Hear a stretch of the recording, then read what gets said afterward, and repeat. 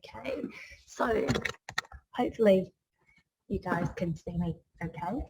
We are going live with our discussion for core strength, and the reason that we're sort of doing this series is that a lot of our clients will generally ask us, what do we need to have good core strength?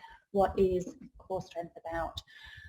What does core strength mean? And core strength means different things to different people. So for some people it might mean that, you know, their back is supported. For some people it might mean that, you know, they've got a six-pack abs.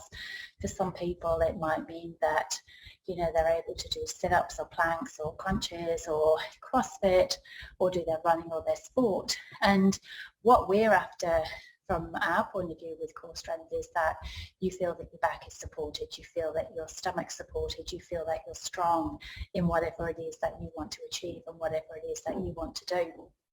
And probably the start point is really working out, what does core strength mean?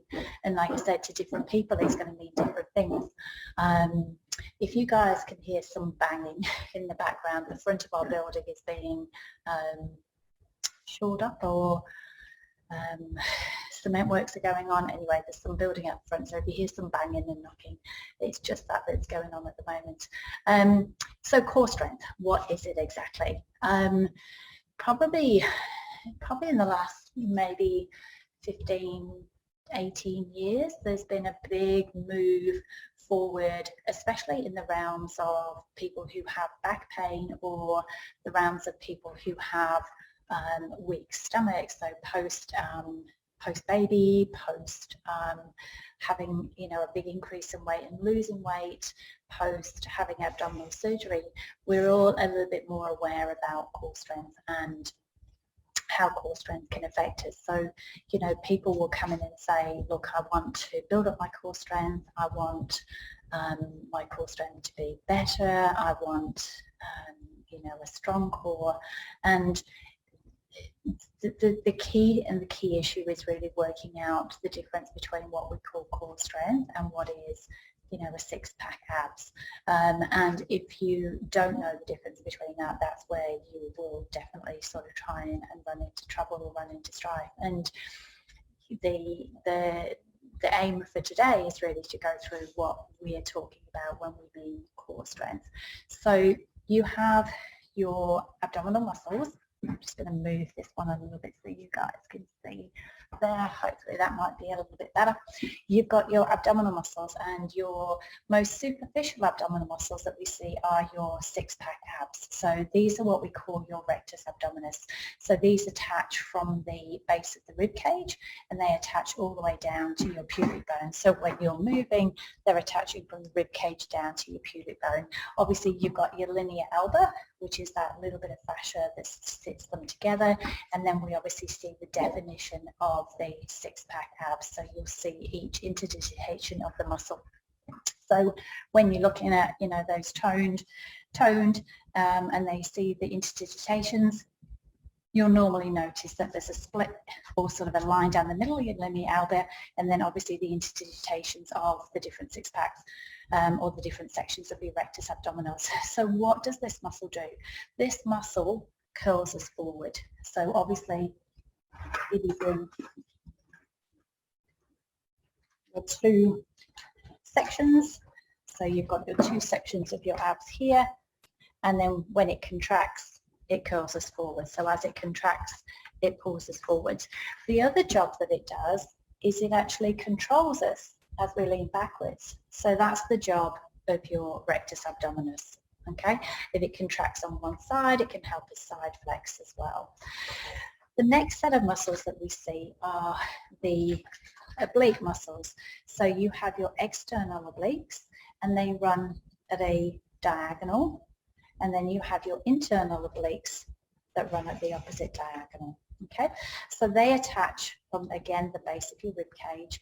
The internal obliques run away from the center outside, your external obliques run towards you. So if you're not sure, if you imagine that you're putting your hands in your pockets, that's your external obliques. Okay, and they obviously attach through the center, and they come around through your spine as well, through the back end and into the thoracolumbar fascia. So that's the fascia area at the back of your spine.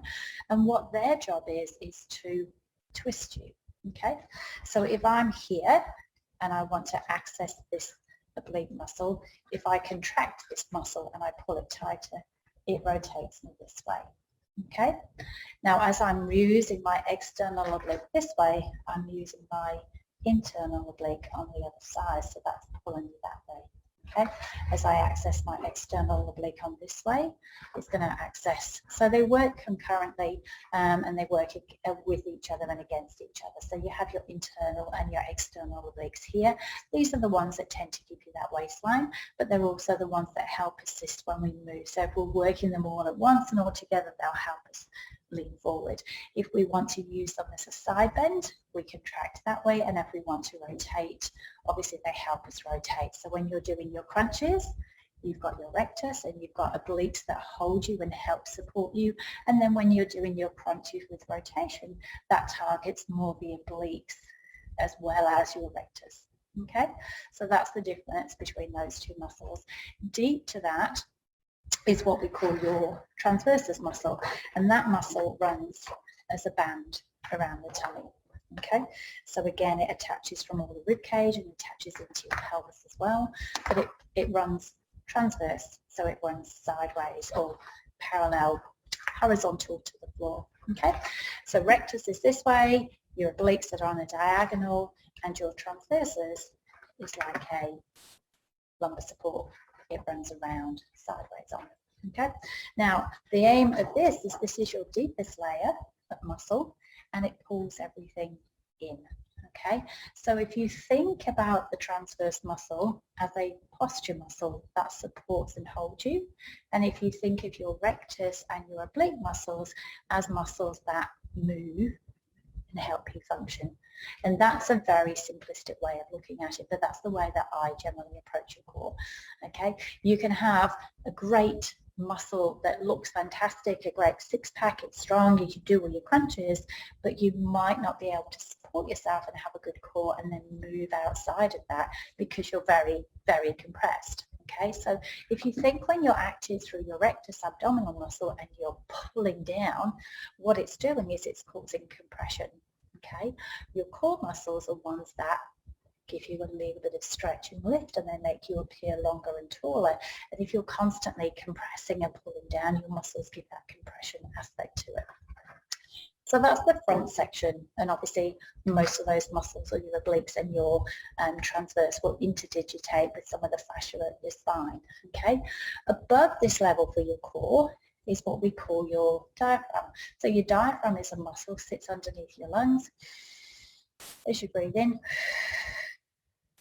as you breathe out, it's active, and that is attaching under your rib cage. So that basically is your top end of your core muscle. Okay, this lower section of your core muscle is between your thighs or between your legs, and it's your perineum that stretch from your pubic bone at the front to your tailbone at the back. So the muscles of your perineum are going to be all your small coccygeal muscles, your pelvic floor muscles, and they're the ones that basically support the underneath sling of your pelvic floor. And then at the back side of them,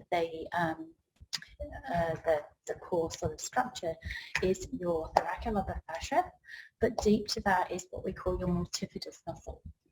And your multifidus muscle, instead of being like your big long strap muscles of your back, so your big long back extensors that we see when you're moving, which are very, very similar if you think of them like your rectus abdominal muscle, they do the big movements in the back. You've got your attachment of your QL muscle onto your pelvis and the base of your rib cage, which do the side movement of your back and help you do that movement there. Your multifidi muscle, they are basically little rotators and supporters of your spine, and they just attach between 2, maybe 3 of your different vertebrae. So they're more the individual muscle support of the spine. The big muscles are going to cause compression. So as you activate it, you're going to get that squash. The small muscles are the ones that are going to rotate you and they're going to bend you, but they're also going to support the spine as well. So when we're talking about core strength, we're locating it really to those TA muscles, your diaphragm, your pelvic floor, and your small support muscles in the back. Okay, so what will happen is if I'm sitting and I'm just sitting and I'm just hanging, everything's compressed and I really don't have a lot of core strength going on. If I'm sitting and I'm supported, I'm going to feel that I've actually got my stomach comes in. I feel that I'm relaxed through my shoulders, and I'll feel that I've got a bit of height. If I start to crunch, I lose height and I get that compression. So this is the difference between when we're talking about sit-ups and movements and what have you, feeling that you're free and you're able to do it and your core being a little bit weaker. Okay, so the core strength aspect to it is really being able to differentiate what are you trying to achieve. And when clients come in to see us and they say, look, I need to work on my core, and I've heard if I get a good core, then my back is going to be better, or if I get a good core, my pelvic floor will be better. It's really about working out which bit of your core's not working. There's lots and lots of different aspects to it. It's not just a case of doing crunches, and this is where people get a little bit sidetracked, going from doing nothing to then going and doing heaps. You might find that you actually make things worse. So typically what we're looking at with core strength is, do you have a split in the middle? You first got to work out, does your core work? Is your core there and is it working? So we're looking at, especially if you've had a baby, especially if you've had abdominal surgery, especially if you've had back pain, or if you've had anything that would affect how you've had a big weight gain and lost weight quickly. So a rapid weight gain can cause that linear elbow to split. So what we're looking for is there a gap in the tissues at the front? So when you're active through your tummy, does your tummy actually work? So when you're using your tummy, you're trying to activate the tummy, is there a gap that's causing a problem? And some people have a bit of a gap in their tummy. So we'll go through tomorrow how to check for gaps in your tummy. Okay. If you have a gap in your tummy, you could have a gap where the actual muscles are split through the center and they're not actually moving to come together. So when you try and work them, they stay there. We also have an option where they come and they start coming together, but you load it and they pull apart. So if you imagine this, that your stomach and your back has got basically this support, and it should be nipped together at the front here. So when you work, everything works, and when you stretch and when you move, everything's there. But if you've got a gap in the tummy, it's missing that central portion. So what happens is when you try and move it, you're not using that whole circumference because that whole area is not coming together. You've got a gap in the middle. And I tend to liken this to, you've got a pair of jeans or a pair of pants, and you pull a pair of pants on, but they're a bit big and you don't bother using a belt. And every now and again, obviously you're starting to lose them, or you've got a belt but you haven't actually done the belt sort of tight enough, so you're not getting that support. So if you think about that as your core strength, typically if you've got things like that go on, so you've either got a split and it's not working and comes back together, or you've got a split and it's weak, and if you either stress it, it pulls apart again. This is where your core is weak, and typically we see this, especially if you're like a new mum or you've had surgery, where you feel, look, I can do so much, but I just fatigue, because the effort of trying to use something else, so your bigger muscles to hold you up and support you as well as move you, just means you're constantly tired. So we tend to feel that people are constantly tired. You might feel that you can do so much, but then your back gets sore, or you can't do it, or you struggle with things like hoovering, so a lot of repeated movements, or you just fatigue after being up on your legs all the time, because at the end of the day your back gets a little bit sore, you fatigue, you're using the hip flexors, so all the other muscles start to come into play. And that's very common with somebody who has a little bit of split in their stomach. The second thing that we see is that if you do have that problem, you will concurrently generally have a weaker pelvic floor. So you might find when you cough or you sneeze, you might want to cross your legs. If you're finding that, you know, your pelvis or your bladder can't hold as much as it would normally do, so you're going to the toilet a bit more frequently, you might find that you have that urgency where you just get the quick urge that I need to go to the toilet now. And typically those type of people, you'll generally be one who, you know, you go to the shopping centre and you know exactly where the toilet is, or wherever you knew you go, you always ask where the toilet is so that you know you can get to it quickly and safely. So urgency and frequency are more from a bladder muscle, which is a little bit more overactive and weak, but it also is very common with the pelvis and the pelvic floor being weak, as well as your core strength being weak, because they are so closely connected. And then the third thing that we tend to see is obviously sometimes you just can't get that core working at all.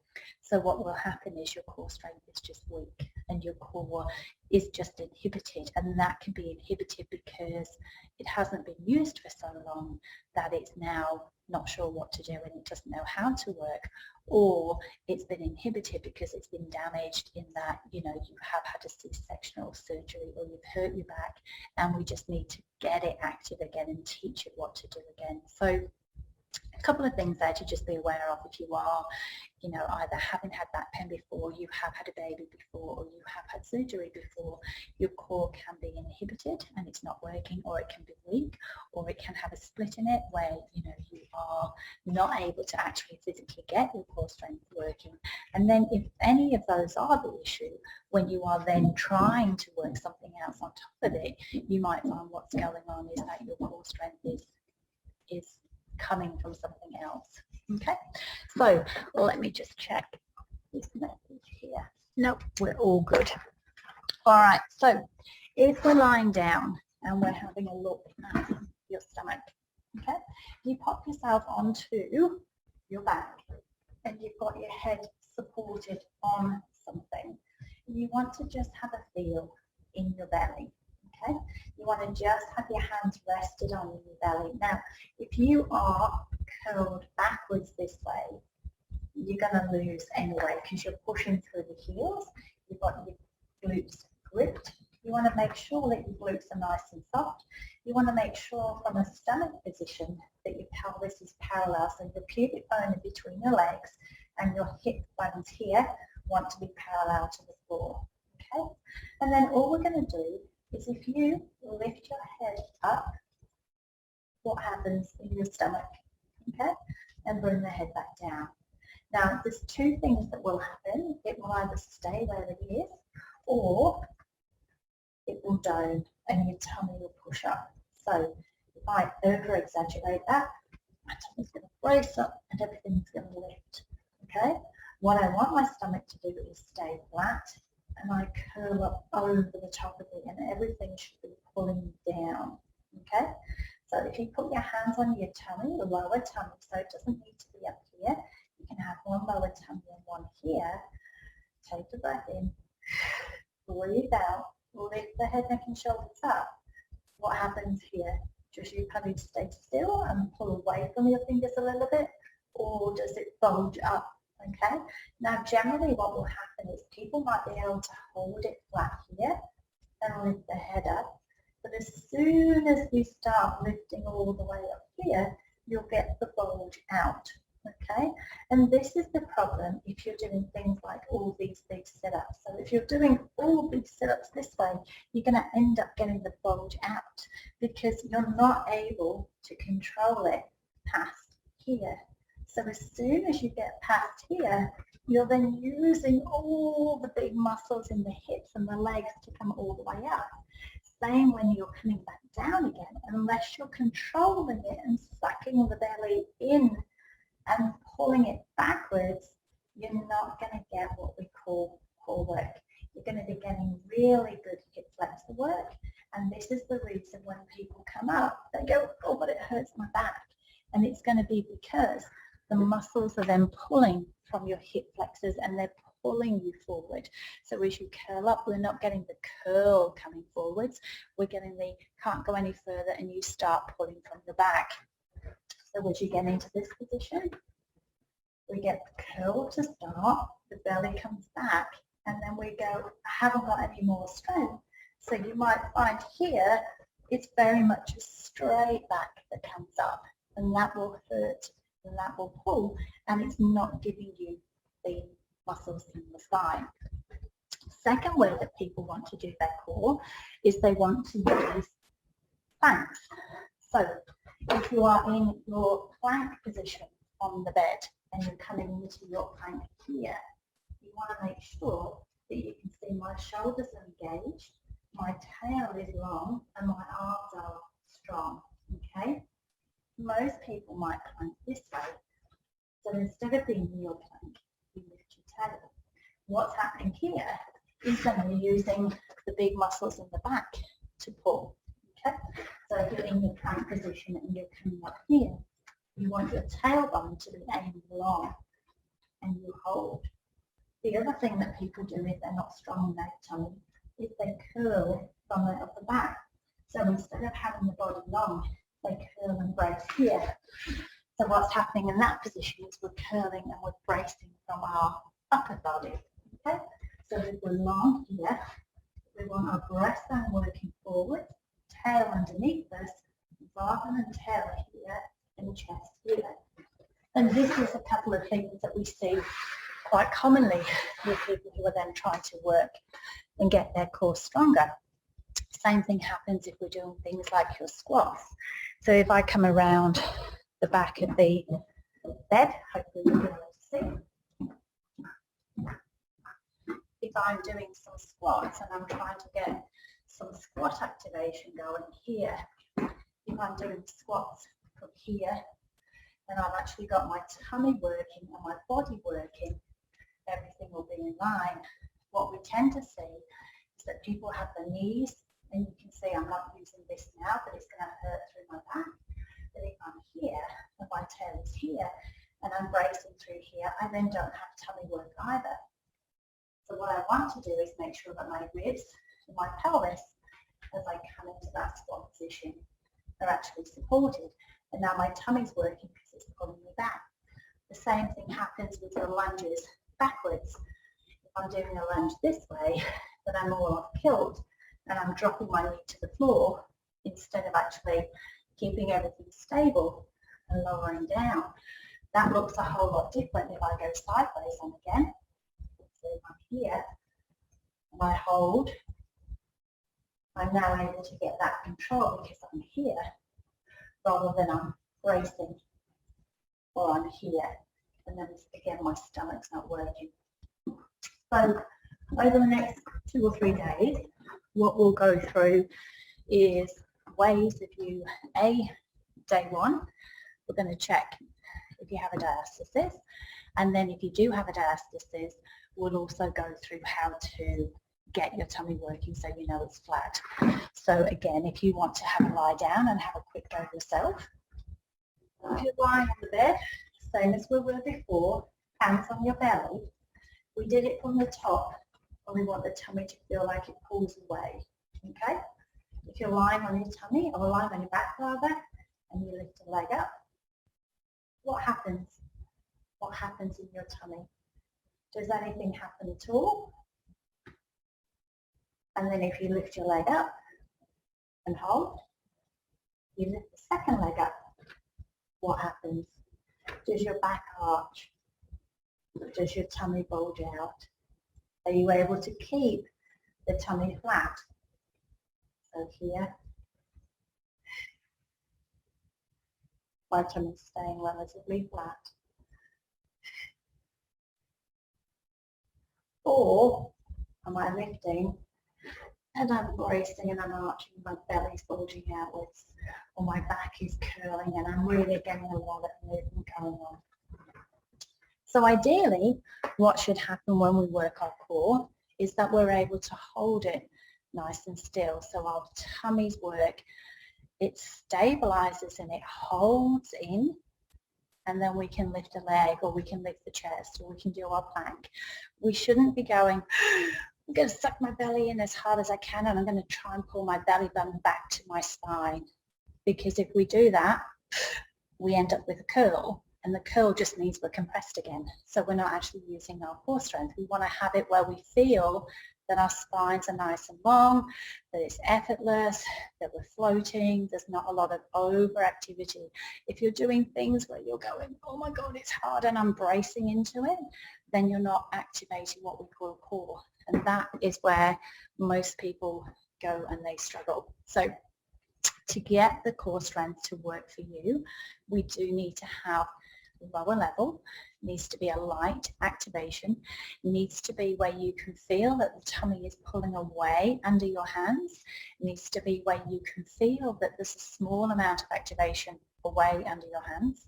And if you can't feel that, it should just feel like a bit of a tightening. It shouldn't be that you're sucking in and pulling everything backwards as far as you can. And then after you've got that activation, you should then be able to move. So as I float my leg up, I can feel my tummy's holding me. As I put my leg down, my tummy's still holding me. My core is still working. As I lift my leg up and hold, I should be able to hold that to take the second leg up to meet it, and my tummy should still be holding me. It shouldn't be then bracing, or it shouldn't be then bulging outwards. So hopefully that's a little bit of a look-see for you today about what core strength is. And if you think about your core strength, if that muscle is pulling backwards, it's flattening you. Okay, so you're getting that flat abs. What we tend to see is that most people are working this top section and they forget about the lower section. And with that lower section and your TA not working properly, you're not getting flat abs. Okay, something else to be aware of, which again we'll go through, is your posture. If your posture is here and you're trying to curl that way, you're going to get your abs poking forwards. Where if we stand in a good posture, your abs are going to pull backwards. But most of us think we've got a sucky with a belly that sticks out. We're going to suck it in and pull it in, and it actually ends up making our belly look bigger. We actually need to be in a better position so that we can pull it back, and it's in that nice position here, so it makes us look flatter rather than poking us forwards. Okay, so a little bit of an introduction today. Core strength, you could talk for hours on core strength. There's heaps that we can. There's heaps that, different ways of doing it. But the bottom line is, if you're not sure and you're able to do 50 crunches, 50 sit-ups, 50 planks, you're probably not doing them well. Because if you're doing a plank well with good core activation, you're gonna be choking. So if I'm in my plank position here, and I'm just hanging, I can probably hang like that for a while. I've got no support through my spine, I'm just hanging. But if I'm actually using my tummy, using my arms, using my core, then I'm going to start shaking quite quickly. So hopefully we'll go through most of that this week for you. Hopefully that's given you a little bit of enlightenment. If anyone has any sort of specific questions that you would like us to cover, feel free, just flick me a message on the back end of the comments, so after the live, or you can post in the group if you're in our private group. We'll try and go live every day around about midday. Tomorrow I will be covering your gap in your tummy, so we'll just check and go through how to check for a gap in your tummy, but I'm also going to cover how to activate that core muscle and make sure that you're working it well. If people would like me to go through something like pelvic floor, then I'm quite happy to go through pelvic floor on a day as well. Just flick me a message. But like I say, for tomorrow, we'll go through what we call a rectus diastasis, which is just basically that tummy split, and we'll go through core activation and how to make sure that that is active. So that is it for today, for day one of our masterclass. We'll probably be coming in live here Tuesday, Wednesday, Thursday. So we'll do another 3 days worth of the masterclass, and hopefully that should give you some information. If you have a question, give me a holler. In the meantime, thank you so much for joining me, and we'll see you tomorrow, 12 o'clock.